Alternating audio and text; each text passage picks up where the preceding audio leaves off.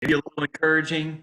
And if there's a question along the way, feel free to, physically raise your hand. Let's start there. This whole social distancing thing, it's not social distancing. So let's stop saying it. Let's our vocabulary. Let's throw it away. It is physical distancing. You need to be social. You don't need to be socially distant. You need to be physically distant from other people, not socially distanced. We need to be social with one another. And so I'm glad that you're here today, even though we're physically distant, you're socially with me right here. Does that make sense? Mm-hmm. Yeah. Okay, cool. So you will not hear me say social distancing in the term that you've heard it over the media for the last 2 months or so. That has nothing to do with anything that I was going to talk about, but I just thought I'd get it off my chest right there. That's a good point. So I don't like the term because I feel like there's a conspiracy somewhere. I don't know what it is, and I'm saying that there is one, but there could be because technically we really need to be physically distant, not socially distant. Okay, I'll shut up on that. So let me ask a couple of questions. I know a little bit more about you. Brenda, I know you. Jake, I know you fairly well, both you guys. Hey, John, do you mind telling me what you do and just, 30 seconds, 45 seconds about yourself? Absolutely. John Beatty. I live here in McKinney, Allen. I work with Insperity. We help small, mid-sized businesses with their HR needs. So if you think of the life cycle of an employee, from that onboarding recruitments to medical benefits, all the way to retirement, we cover that person for that company. We basically let the entrepreneur and the ownership of the business owner focus on their business and not the business of employment. Gotcha. Okay, John, that's a great service. You guys also have a PEO service. I remember because I met with some of your company. Yeah. Very cool. Okay. Hey, well, I don't want to skip anybody. I shouldn't have done that. Jake, you tell us. They may not know you, so I know you, but that doesn't mean everybody else does. So go ahead. Not a problem. I'm Jake Hansen with Farmers Insurance with the Hansen Agency right here in Allen. My dad actually has owned the agency for over 12 years, and I've been with him for about 5 years now. And I actually focus on personal lines insurance now. I've spent a long time learning everything about commercial insurance, and we have a great partner that helps us out with that. So I do all the homes, autos, motorcycles, usually complex stuff. We have 6 agents actually licensed in our office, so everyone's able to pick up the phone and give insurance advice right there. You don't have to go to voicemail and wait for the agents to call you back later. So we strive to have a local, hyper-local family service. Very cool. Thanks, Jake. Hey, Brenda, tell us what you're doing right now. I'm Brenda with Mayan Technology. So what we do is we create custom solutions for businesses, anything from mobile apps. Right now, we're really helping small businesses set up their online stores, make sure if they need a web application that they can use to check in customers, to make sure they can pay online, to make reservations, to anything online. We can create mobile apps or hybrid apps. We can set them up in less than a week with their online store. So, so the physical distancing, they can keep doing that. And they can do everything on their online store or through a nice little app, so that we create custom solutions for businesses. Awesome, Brenda. Appreciate that. Hey, I'm going to tell everybody a little something about Brenda that I learned yesterday. She is it a kidney transplant? Liver. So her nephew and godson needs a liver transplant, and she's a match, and so she's getting prepared right now. Yeah, a lot of water. Okay, a lot of water. We're doing a liver cleanse, right? Not we, but you are, Brenda. I'm We're obviously all doing it in solidarity. I'm just kidding. So she's cleansing her liver to get ready for this liver transplant. That is awesome, Brenda. Shameen, tell me about yourself. Hi, everyone. That's wonderful, Brenda. I mean, it's really great what you're doing. I work for Comerica Bank in Allen as the community liaison. But however, I've been in banking for 16 years. Most recently, so I've been on medical leave because my son has underlying health conditions. And today is actually my first day back. I'm at a physical work location. I'm a little scared. I have gloves and masks and doors closed, but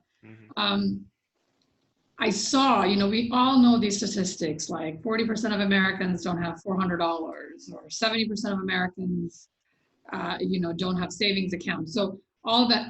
I actually experienced this firsthand. I lost 2 of my cousins to COVID in New York. I have a large family in New York, young, healthy cousins. So this whole thing that only old people get it is not true. So I was helping the wives, and this was, like I said, a few months ago. They got it pretty early on. And as I was doing that, I said, you know what, that's something that I can get a refresher on. So I got certified to be a financial counselor, like a coach, to kind of help people do that, because number one issue is nobody talks about it. I asked them, like, well, do you know how much money you guys spend per month? No. Do you know what your husband? No, nothing. And that's not just them. And then I started talking, and it's just astonishing the lack of, I was talking to Jake about this yesterday. And so, you know, my passion has been public service, right? I serve on everything in Allen, the community development board, the library, the parks. So this is something, I mean, again, I've been a branch manager, I've worked in wealth management, and now I do community liaison, but you know, the bank, it has resources. So that's what really I'm going to focus on, is really helping the community sit down with them and be like, do you talk about money with your spouse? And it's just, it's sad almost, but it's like, okay, well, I can do something about it, you know. Kind of help people put together a plan, right? That I have a servant heart. I think I was born with it, so. Awesome. Awesome. Well, we're glad you're with us today. We're glad you're here. Sorry to hear about your family members. Thank you, yeah. Definitely glad to have you here in the Allen area and at Comerica Bank. So Crystal, tell us about yourself, Crystal. My name is Crystal. I work for Ashley Dambold at Eventual Credit Union. Today is actually my 2-year anniversary with them. I work as a teller, and I also refer credit cards, mortgages, investments, pretty much do the teller jobs, balancing and everything.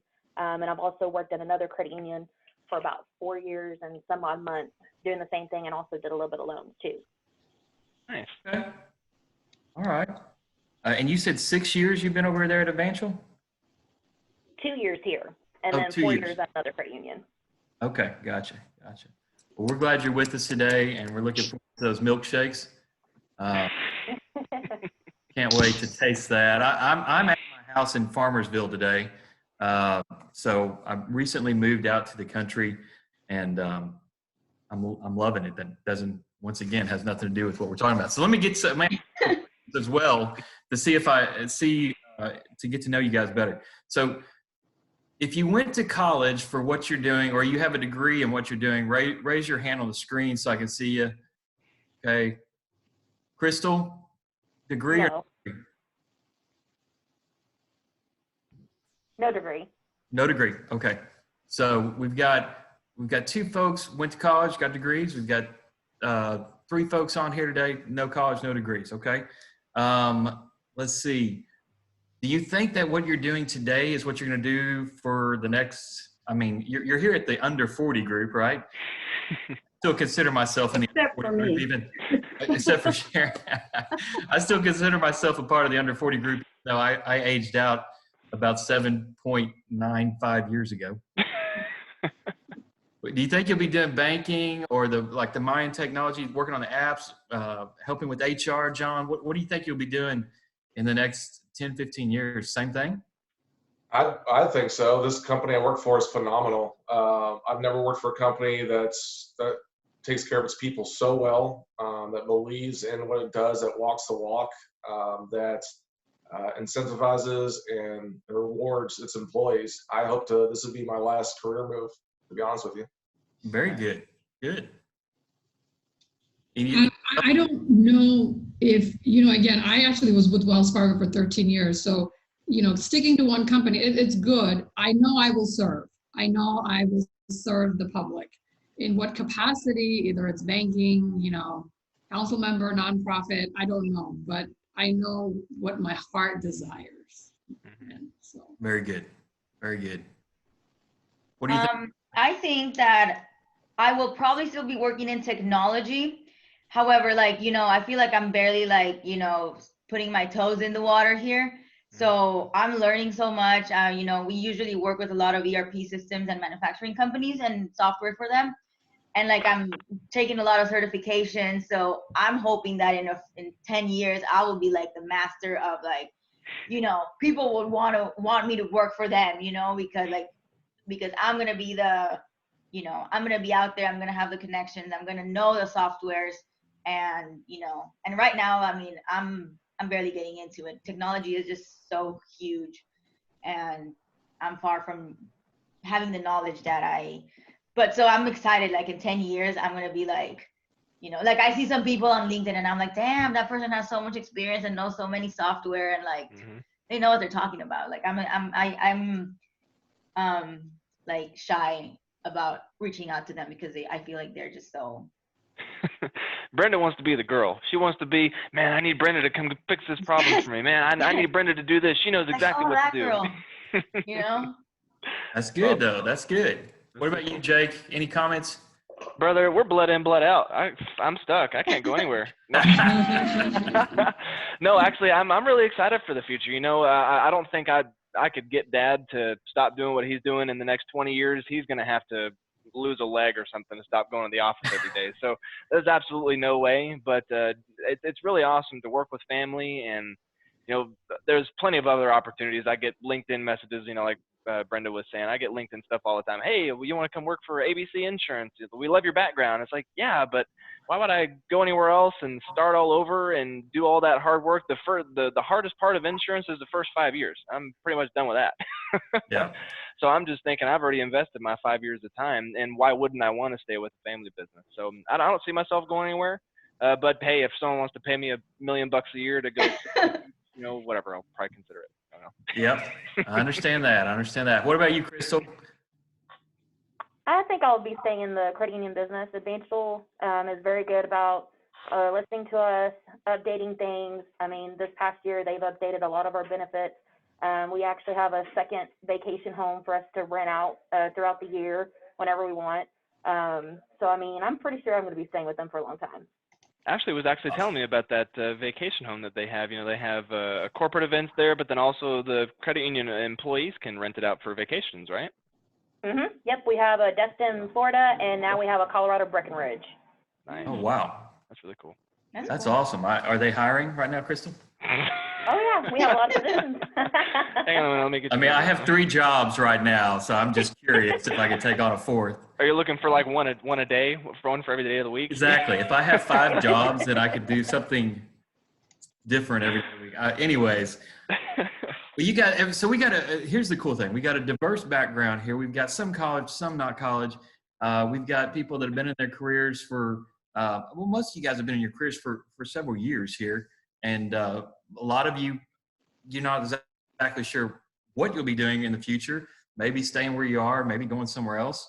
But I like what Shameen said about serving, that she's going to continue to serve. That's awesome. John, man, you've realized already that the company you have or that you're working with is the type of company you want to stay associated with. Brenda, like Jake said, just wants to be the lady, man. She wants to be the go-to tech app person. And then Crystal, you're happy with Advantial. You like the perks there. That's awesome. And Jake's stuck with his dad. Nice, I'm Jake. bottom of the barrel here, it sounds like. There you go. Well, hey, let me tell you a little bit more about myself, guys. And I'm going to try to flow and weave some of this all in together so that it makes sense. And then there's a few things that I've kind of lived by, some sayings that I've pulled out, and I've got little quick stories on that we'll run through. Maybe they'll encourage you. I think Jake's heard this presentation maybe once before, at least the sayings part of it. But I'm going to tell you several things about myself. But I'm going to date myself first. Hey, how many of y'all have actually seen an episode of Leave It to Beaver? Leave it to what? I've seen a little bit Leave of It to Beaver. No? No. Okay. That old, guys. So John, Jake, and Sharon know Leave It to Beaver. So I thought about that. The only reason I thought about it is because I described the family I grew up in as the Beaver Cleaver family. I mean, it was literally, my dad got up, went to work every morning. He came home from work. My mother had cooked dinner. We sat down at the dinner table. We ate dinner together. My brother, I have one brother. He's 4 years older than me, born on the exact same day as I was. Or I guess I was born on his 4th birthday. And so I grew up in the Beaver Cleaver family, which from the outside looks very nice and very calm and very peaceful. I'm not quite that guy. I'm a little off the rails and going different directions. So I'm going to tell you a bunch of things about my life really quick, and I'm going to tell you some really stupid stories in the middle there. And hopefully at the end of it, there'll be something worthwhile you can take out of it. I don't know. But as a kid, I grew up in the Beaver Cleaver family. When I was 14, freshman in high school, my father passed away. We were trimming trees in the yard, and he had a massive heart attack and died right there with me. That impacted me today it impacts me. It's impacted me greatly at that time, and I'll circle back to that here in a minute. I did good in high school. I was decently smart. My brother was real smart. Now my brother, he was the valedictorian of his high school class. He was real smart. It just came easy for him. I was the guy that I could get the good grades. I was in the AP classes and the dual credit classes, but I had to try a little harder, and it wasn't as important to me because I wanted to live life a little bit. I was captain of the soccer team. I played soccer from the time I was 5 until the time I was 35. And by the time I was 35, I had 4 ankle surgeries, so I had to give up soccer. I was student body president in high school. You name it, National Honor Society, I was it. And from the inside or from the outside, everything looked good. Kind of like that Beaver Cleaver family. It looks perfect from the outside. But there was a lot going on the inside. So what I did when I graduated high school is I got a full paid scholarship through the Army ROTC program to go to Texas A&M University, be in the Corps of Cadets at Texas A&M. And I was going to get a computer science engineering degree. The scholarship was in computer science engineering. I went there my first year, did okay in the classes. I did better in the Corps because it was more social, and there was a kind of a social hierarchy there that you could work out. But I was emotionally a wreck. I was not in a good place. And so I dropped out of college after my freshman year. I went to community college. I did different things the next few years as far as taking classes, but I never got a degree. So I'm sitting here today, and I want to level the playing field. If you got a degree, that's fantastic. That's what I tell all my children I want them to do. I think it's still one of my goals is to go back and get my degree. But don't let anybody ever tell you you can't succeed without a degree, okay? You can get far in life without it. So I don't want that to be a barrier for anybody. It was a mental barrier for me as well. We'll chat about that quickly later on down the road. I waited tables. I think I started working when I was probably like 12 or 13 mowing yards. And then as soon as I could, I went to go work for a friend's father who had a video store that I could ride my bike to, and I could rent videos. Does anybody remember renting videos? Yeah.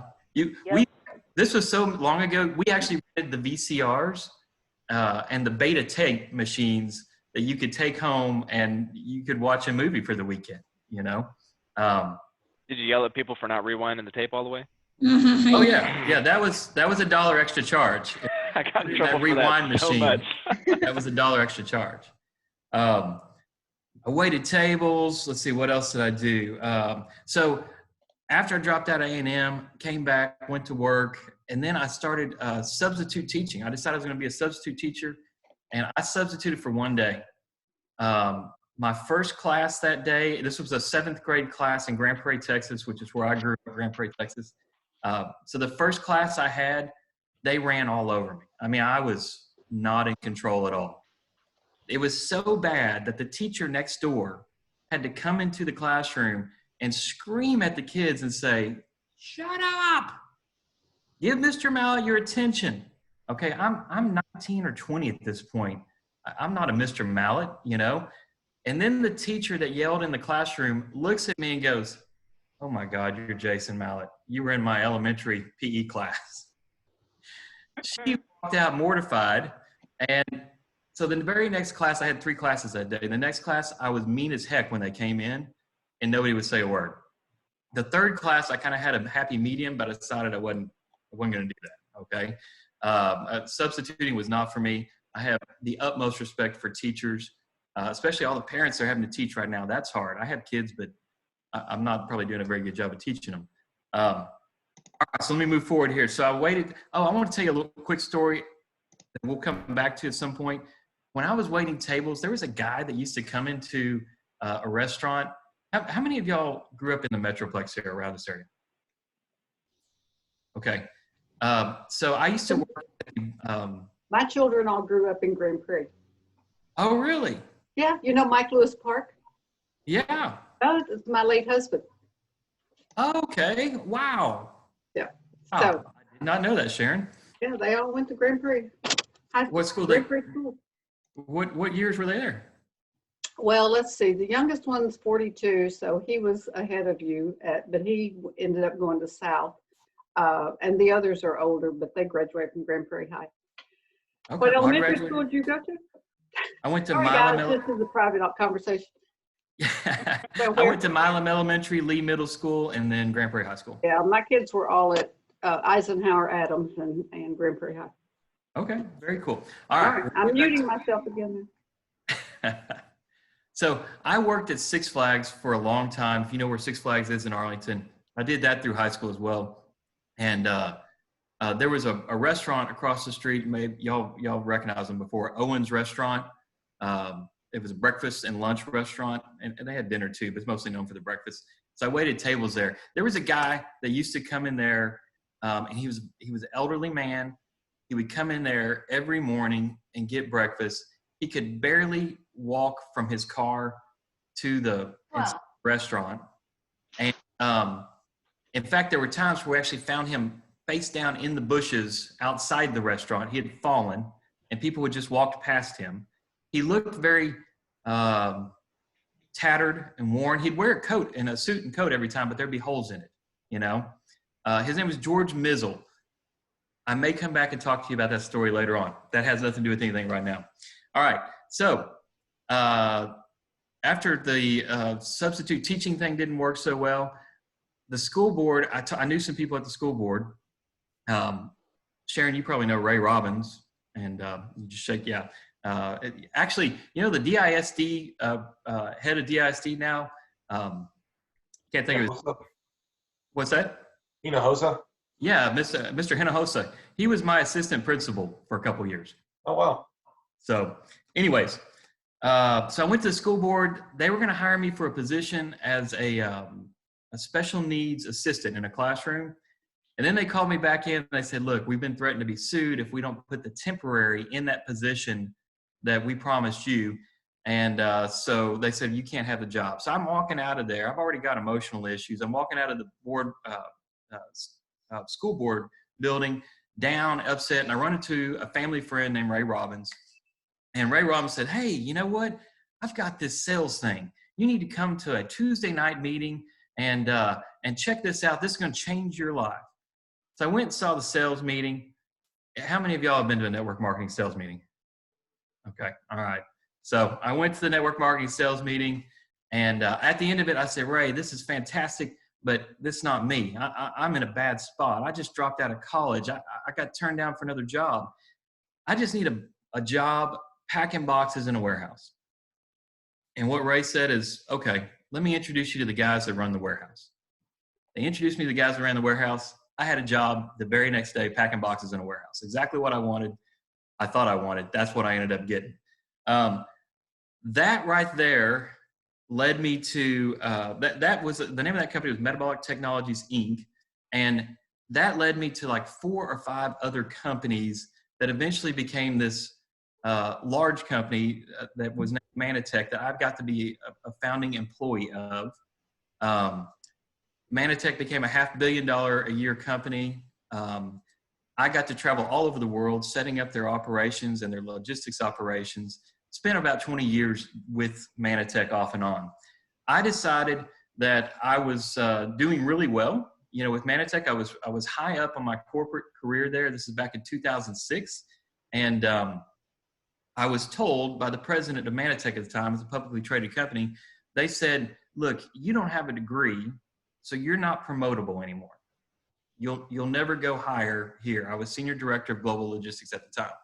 And I said, okay, that does not sit real well with me. Are we sure this is a corporate policy that's going to follow? I've been here since day one, prior to day one. I've known the owners for 3 years prior to day one. And you're telling me I'll never be promoted again. They said, yeah, that's the way it is. We're corporate. We got to answer to our shareholders. We're a publicly traded company, got to answer our shareholders. You don't meet the criteria to be promoted any further. I said, okay, I'll tell you what I'm going to do. I'm going to resign, and I'll be done with you guys. What I did when I resigned was I went and built a sales organization with Mannatech as a network marketing sales guy. I achieved their presidential director, their highest level rank there on the sales side. But before I could get out the door, Mannatech said, but boy, you can't leave. We need you to help us with our ERP implementation and in our new logistics facilities we're building. So they hired me back for double the pay for 7 months. I said, okay, I'll take that. Eventually that logistics contract ran out, the consulting contract ran out. I continued to be a salesperson for them. I did other logistics consulting. And then along the way, what happened next? Along the way, I had a friend approach me and say, hey, I'm thinking about buying a glass company. Would you be interested in going in with us? I was, at the time, doing the sales thing, had commissions coming in every month. But I thought, it'd be great to have a multiple streams of income, right? So they talked me into signing on the line for a SBA loan to buy this company called Japon Glass Company. We bought the building, we bought the company. We signed our lives away for $1.25 million, basically, that we owned the bank. So that was in 2008. Somewhere along the way before that, I had gotten married. I had 4 kids. Somewhere around 2010, I got divorced. Let's see. I'm telling you a lot of stuff. There's a point somewhere in here. We bought Japon Glass in 2008. So what happened in 2008? You may know? Oh, the stock market bust. Stock market bust, the economy tanked. All of a sudden, I own a company, and other than the contracts we had prior to us buying the company, there is no more work for Japon Glass Company. And we struggled. We did everything we could. We had to cut staff. We had to take out high interest loans. We had to do everything we could to stay alive, to the point where my business partner said, look, if whoever gets a job first back in corporate America needs to go back. He got a job first in 2011. He went back to corporate America. In 2012, Mannatech, the company that I could not be promoted at, calls me back and says, hey, Jason, you've got to come back to work for us. We're going to put you in charge of our global logistics and operations again, and we'll call you whatever you want to be called. And so I went back to work for Mannatech in 2012, and I ran the glass company remotely. This was a huge blessing for me because I couldn't pay myself at Japon anymore. And I didn't have benefits for my children. So this was a huge blessing for me to go back to Mannatech and run the company remotely, the glass company. I stayed there at Mannatech again until 2015. At the end of 2015, I left to go work in the healthcare industry. I had an opportunity to go be COO of a healthcare company in the colony. I stayed there till the end of 2017. And at the end of 2017, I got tired of the nonsense that was going on by the owner, and I resigned. I said, I'm starting over. Jason's going to become Jason in a different way again. And that's when I decided to become a mortgage person. So if there's any point in here that I want to make, the point is that sometimes life is not that simple. We think we have a path. There's a way you're supposed to do things, but you don't have to always follow it. Okay? Just keep moving forward. Just keep going on when things get tough. My path in my family when I was a kid was, Jason, you get great grades. When you get old enough, get out of high school, you have to get a scholarship so you can afford to go to a good university. Once you get out of the university, you have to get a good corporate job. Once you get a good corporate job, then you can consider marrying somebody and having kids.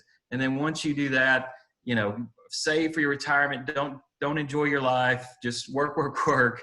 And then eventually at some point when you're older, you can retire and go on. That was the path that my Beaver Cleaver family told me I was supposed to follow.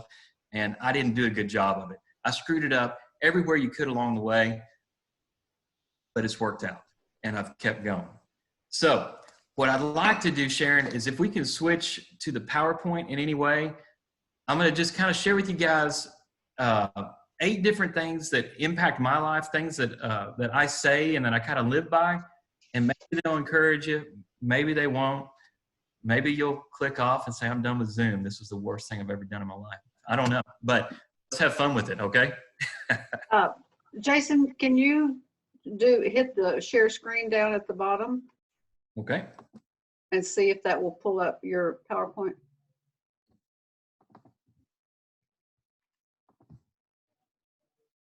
There you go. Is that working? Mm-hmm. Okay. Well, so this is the PowerPoint, and we'll go through a few things real quick here and just chat about them very quickly. First of all, I am in the mortgage industry. I'd love to help people with home loans, but that's not what today is about. I've got lots of happy clients over the last 3 years since I've been in this industry. You know, when you go into a business like a mortgage business, I basically went from a big, large corporate income, corporate car, all these things, to zero income, and had to figure out a way to live on a lot less and get through it and build up a clientele and a basis. And that's what we were able, or I've been able to do. These are just some photos of some of my clients. Okay, hey, this is some of my family right here. And one of the things we'll talk about, it's going to be the first thing we talk about here when we get into the next slide, is your why. On the left side of the screen, that's my oldest daughter, Mahaley. In the middle there's my 2 boys, Preston and Ethan, and they're at the Ranger game. That was 1 year ago at the Ranger game. I had just had surgery. What did I have done? I had a colon resection. They took out a section of my colon and put it back together. This was 3 days after the surgery, or pardon me, 4 days after the surgery. I wanted to go to the Ranger game for my birthday. And then my youngest daughter, again, there on the bottom right. 8 sayings to live by. Let's move through some of them. Let's see here. Okay. One of the things, this is where we're going to start with. A lot of people talk about the why, you know, and why can have 2 different meanings.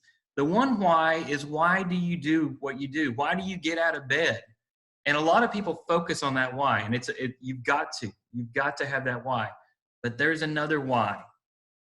The other why, and I heard Jim Rohn say this a long time ago, is he said, you know, a lot of people ask the question, why does the sun rise in the east? And to the answer to that, he says, I wouldn't spend too much time on that.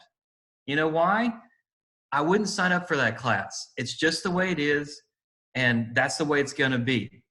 A lot of the time, we will waste energy wanting to know why. Wanting to know, well, why did this person say this about me? Why did this person not perform in this way that I thought they'd do? Those type of things can stop you in your tracks and keep you from moving forward. So I want to encourage you, don't get hung up by those whys. Keep your focus on your good why, on why you're doing things, but don't get hung up on the why is this happening to me, or why did they say that type of thing. This right here is a picture of, does anybody know what that is, a picture of? It's a cauliflower steak. Cauliflower steak at Del Frisco's Grill. My question is, who would go to Del Frisco's Grill and order a cauliflower steak? Why would you do that? At the end of the day, it really doesn't matter. You just got to keep moving forward, because that's something that you could wonder about and question, and it's not going to do you any good. Side note, my daughter, my oldest daughter, has a disease, a genetic disease called PKU. She can't eat protein, okay? So for her, this was what she wanted to get for her birthday, and I'm glad she was able to do it. All right.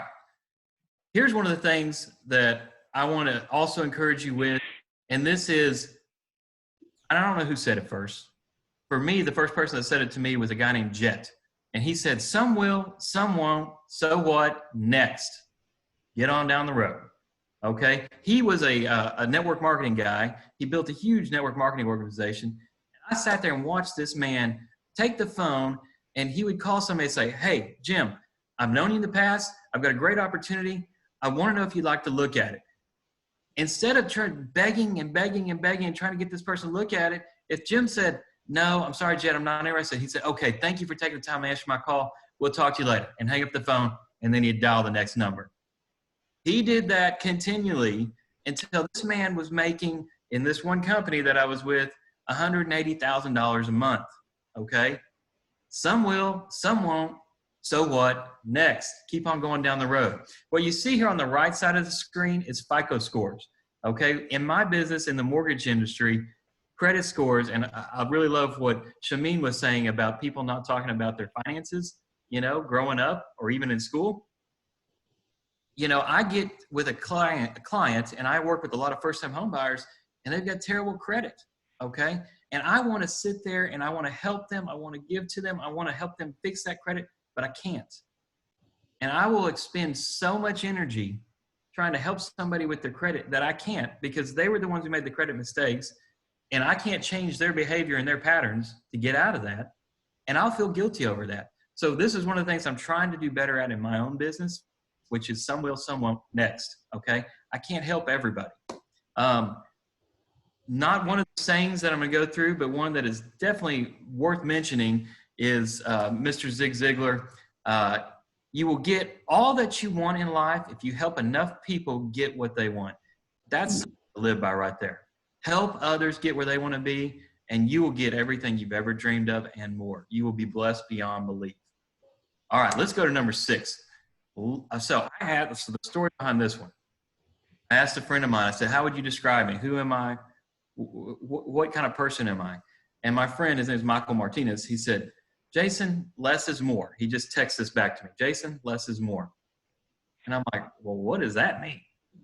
What are you trying to tell me here? And he followed up with a text. He said, Jason, you're honest, you're reliable, you live by the truth, and you give the truth. And that's when it clicked in my head what he's talking about, less is more. Sometimes we get too involved trying to oversell our product, trying to convince somebody that we've got something they need, to the point that we exaggerate and embellish the story. Here's something, it's not one of these sayings, but I'm going to put it out there. A half-truth is a whole lie. So if you're telling half-truths, you're telling whole lies. We don't need to do it. We need to be straightforward, be honest, tell us what we got to tell, and then listen. I don't know if any of y'all have ever, if you have kids, if you don't have kids, one of the things that my kid's aunt used to always tell them is she'd hold up this right here. She'd say, wolf it. Okay, what does wolf it mean? Wolf it means put the 2 ears up and listen and shut the mouth in the front. Okay, that's what we got to do in life. Less is more. There's a picture on here. There's even biblical references to less is more. Matthew 5:37 says, all you need to say is simply yes or no. Anything beyond that comes from the evil one. There's no need to expand past that. So the pepper that's on the page here is a chili piquin. A chili piquin is about the size of your pinky nail. It's very small, but that sucker is hot. You can see here 30, 60 Scoville units. It'll burn you. Less is more. Remember that. On the right here is a picture of Michael. Okay, number 5. You always get to choose your attitude.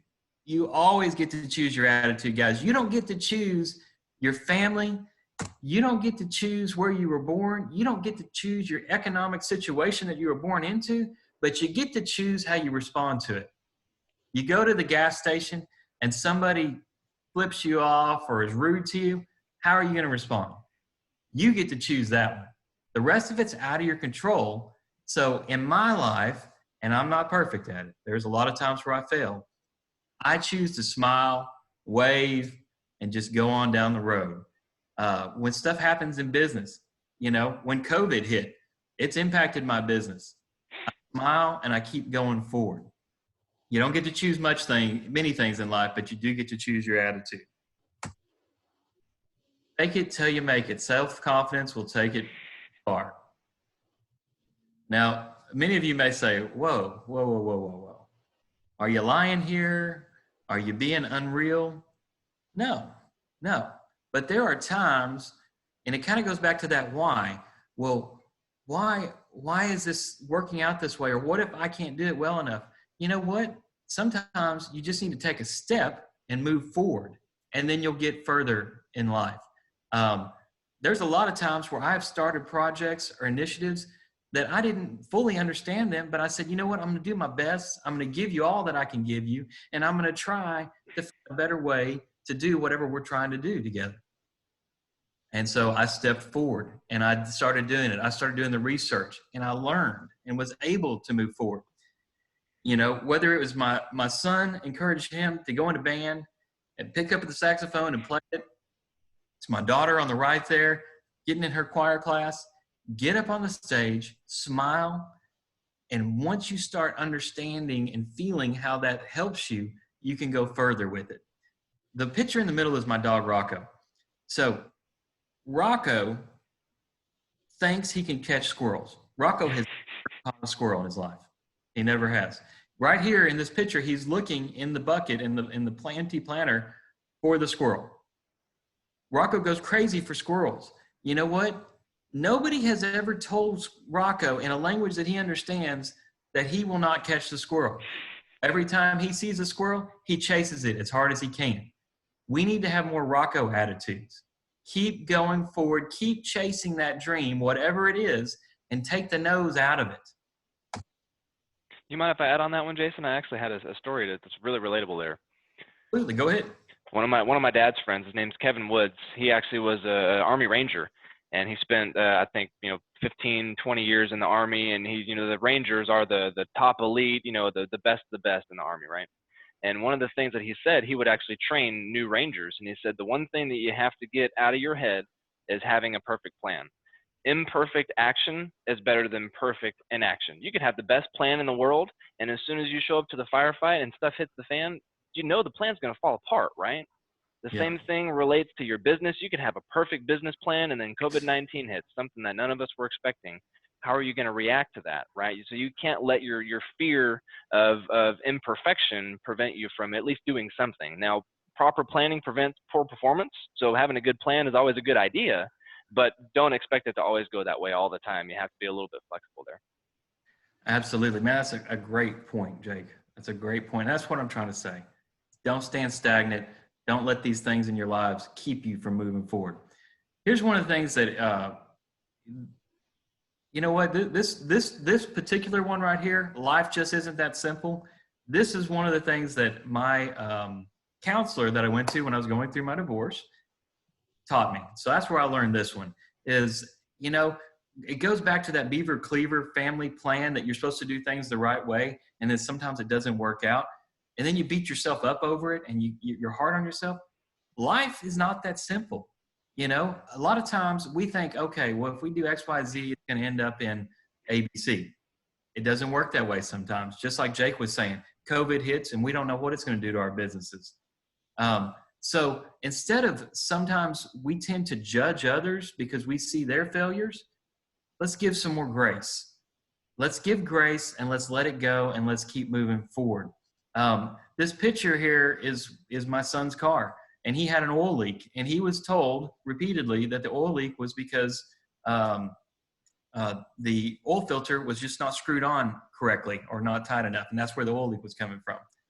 You know what, guys? It wasn't that simple. By the time the mechanic was finished with it, he had torn, the top end of the engine apart, and it was this tiny little ring that was causing this massive oil leak. So sometimes we don't know the answer, but it's okay. It's not that simple. Let's be flexible. Let's move down the road into a different path. Be consistent. Guys, if I can encourage you in any way on building your business, being consistent will be the most successful thing you ever do implementing your business and building your business. If your business involves marketing to, let's say, chambers or networking groups, you be there every time, you be there on time, and you be the same attitude every time. If you want to have a great relationship in your family and you normally talk to your mother every week on a Wednesday, you still call your mother every week on a Wednesday, no matter what's going on through your life. Okay? Be consistent, be predictable. If you are predictable in a positive way, people trust you. And if people trust you, then they'll do business with you and they'll want to do life with you, which is more important than even the business. The final thing that I'm going to share with you that's been one of the sayings that's been consistent in my life that's helped me in my life, maybe there's somebody else that it could help, is listen to the right voice. Whether you're spiritual or not spiritual, I want to tell you that there's voices that you're going to hear on a daily basis. There's voices that are going to tell you, Jason, you screwed up, you failed, you're worthless, you can't go on. That voice is in my head every day. There's another voice on the other side saying, Jason, you made a mistake, but you get another chance. You can take another step forward and you can see what you learned from that. Once I learned, so back when we go back to dropping out of college and my father passing, all these things, I went through a time of depression during that period. And after the college dropout situation, I was sleeping 20 of 24 hours a day. I was not in a good spot. And I know it seems very simple, but when I learned that I was just simply listening to the wrong voices, I was able to flip that and change things. If you have a failure in life or you don't do things exactly the right way one time, get back up, go do it again, and do it better the next time. You have the other opportunity. You have a choice to go out and do it again. One thing that somebody told me recently was that failure is an event, not a person. That's absolutely right. Failure is an event, not a person. There are so many times in my life that if I had given up and I had listened to the voice saying, Jason, you're a failure, you're not going to make it, this family that you see right here, my wife, my children, my dog, I would have never gotten here. Wouldn't have made it this far. So I want to encourage you to listen to the right voice that's saying, yeah, you got another chance. You can keep moving forward. So in summary here, these are some mortgage things we offer. We're not going to go through that. I appreciate Sharon asking me to come on today. I appreciate you guys listening. Hopefully there's something in here that you can take with you and you can implement in your business. I'll tell you right now, with the COVID and everything going on there, my glass company was on track to have its best year ever. I bought it in 2008. Here we are, 2020, 12 years later. Finally, I thought we were about to get ahead. And then COVID hit. And you know what? I didn't know where it was going to go. I didn't know what was going to happen.